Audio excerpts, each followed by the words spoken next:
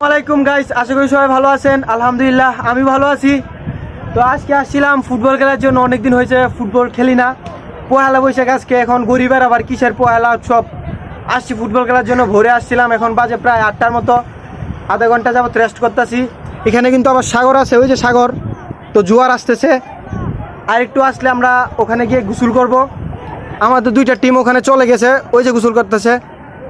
তো আমরা কিছুক্ষণের ভিতরে যাব ওখানে। এখানে আবার অনেক বড় জাহাজ আছে, দেখছেন? জাহাজগুলো কিন্তু অনেকগুলো এখানে বসায় রাখছে। এগুলো জোয়ার আসলে পরে যাবে সন্ধ্যার দিকে।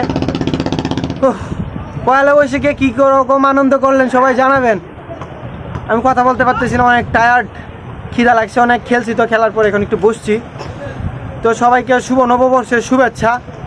সবাই কোনো ঝামেলা ছাড়া এই উৎসবটা পালন করবেন। উৎসবমুখর একটা পরিবেশ, এটারে উৎসব মুখর রাখবেন, কোনো ঝামেলা সৃষ্টি করবেন না। অল দ্য বেস্ট, সবাই ভালো থাকবেন, ভালোভাবে নববর্ষটা উদযাপন করেন। বেস্ট অফ লাক, ভালো থাকবেন, সুস্থ থাকবেন, আল্লাহ হাফেজ।